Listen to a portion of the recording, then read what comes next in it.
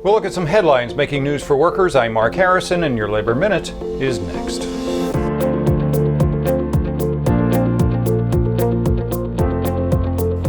Some powerful labor unions, including the American Federation of Teachers and the SEIU and others, have outlined their requests for the next stimulus bill to House Democrats, including at least $1 trillion in state and local aid, and in a joint letter to both Speaker Pelosi and Minority Leader Schumer, urged them to preserve as much of the HEROES Act as possible as it was passed last spring in the House. Now that sounds good, except for Senate Republicans, who aren't really so sure, saying they will be coming out with their own version this week, with final markup promised before the August recess begins. And we'll see about that. Meanwhile, the one-note White House is indicating they want money to go to schools so that they can reopen this fall. It seems the president's campaign advisors are advising that the key to winning re-election in November is allowing the suburban moms to stop homeschooling, which will bring them back as Trump voters. We can't make this up. Yeah, you guys keep thinking like that. Yeah. With the $600 stimulus override check scheduled to end next week, many Americans are feeling the ticking of the clock as they face the possibility of imminent disaster. Mortgage defaults that have been kept at bay with those checks are expected to rise dramatically in the coming months, and apartment evictions will not be far behind. And with increasingly bleak reports of the economic double dip beginning to happen and a second round of business closings in many states, any sign of a recovery seems far too off.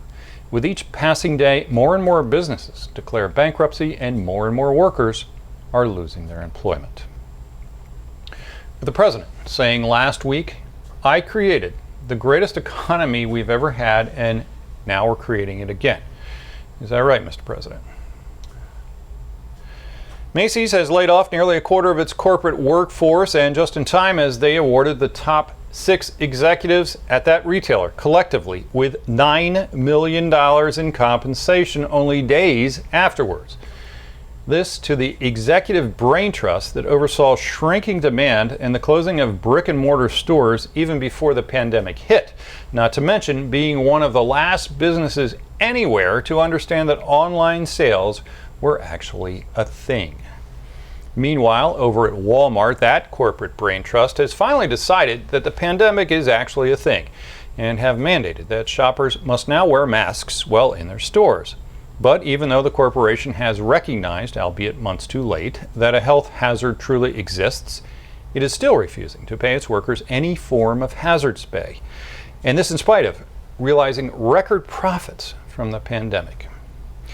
And finally, Democratic presidential hopeful Joe Biden has released his new climate plan, one that promises many new jobs in green technologies, but will certainly cause unhappiness in coal country, where an already beleaguered group of union and non-union coal miners will see the accelerated elimination of coal-burning power plants.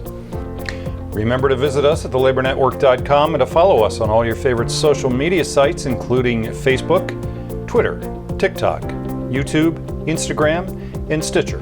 I'm Mark Harrison with your Labor Minute.